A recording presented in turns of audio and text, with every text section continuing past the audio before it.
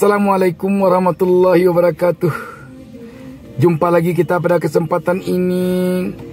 Sahabat BN, mencengangkan sekali ketika ada tokoh partai yang mengatakan Sandiaga Uno bak seumpama seorang pelakor yang mengusik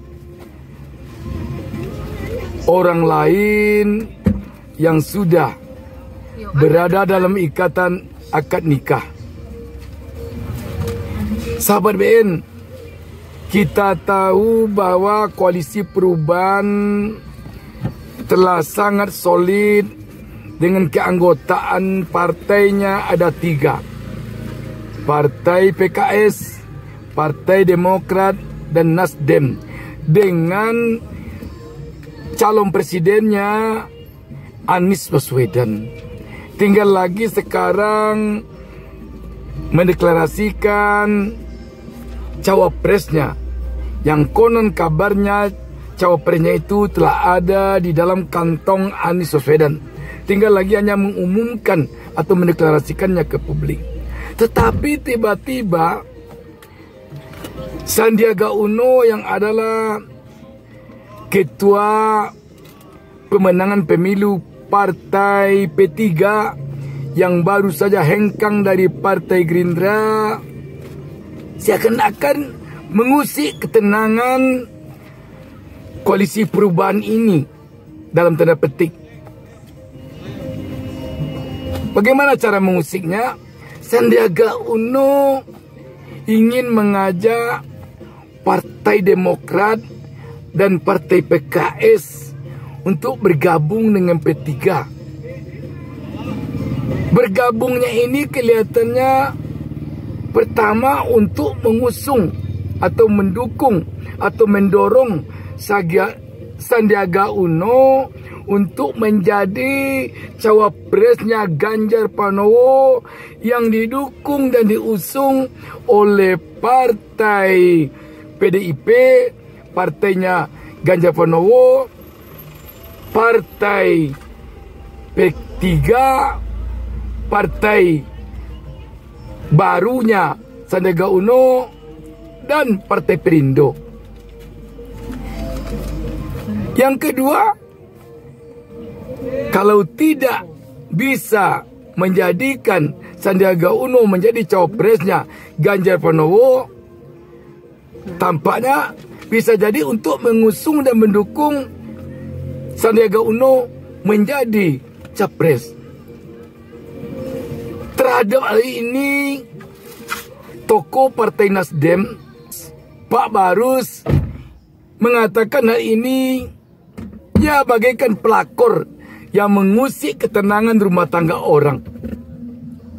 Memang kalau kita akui, ini memang upaya yang bisa kita acungi jempol kepada Sandiaga Uno untuk mendapatkan teman baginya, terutama untuk mendorongnya menjadi cawapresnya Ganjar. Yang kedua bisa jadi untuk mendorongnya menjadi capres. Tetapi kelihatannya ini, walaupun kita mengacungkan jempol kepada Sandiaga Uno atas usahanya ini, tetapi mungkin juga kita agaknya mengajak Sandiaga Uno untuk tidak sering-sering melakukan hal seperti ini. Sebab ini bisa juga memalukan ditinjau dari segi etika politik. Memang tidak ada etika yang dilanggar, karena goda-menggoda, rayu-merayu antar partai politik saat ini lumrah biasa, yang katanya demi bangsa dan negara, demi rakyat. Tetapi yang jelas ini demi kedudukan mereka yang rayu-merayu itu, demi jabatan mereka yang rayu-merayu itu, demi kekuasaan mereka. Tampaknya tidak begitu berhasil apa yang dilakukan oleh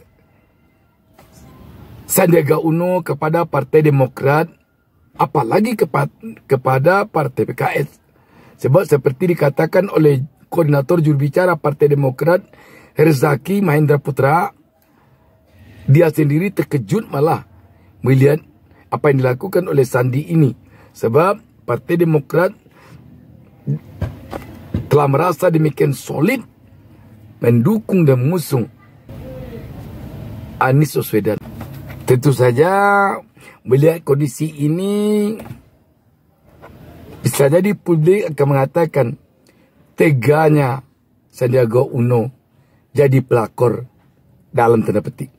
Namun yang jelas tampaknya Koalisi Perubahan untuk Persatuan sudah sangat solid. Tidak mungkinlah dia mau bergabung dengan partai P3 yang kalau dilihat suara P3 itu berapa di DPR. Coba bandingkan dengan suara Partai Demokrat dan Partai PKS. Itu pula yang akan bergabung untuk menjadikan Sandiaga Uno jadi cawapresnya kader PDIP. Satu hal yang tidak masuk akal, yang tidak mungkin rasanya.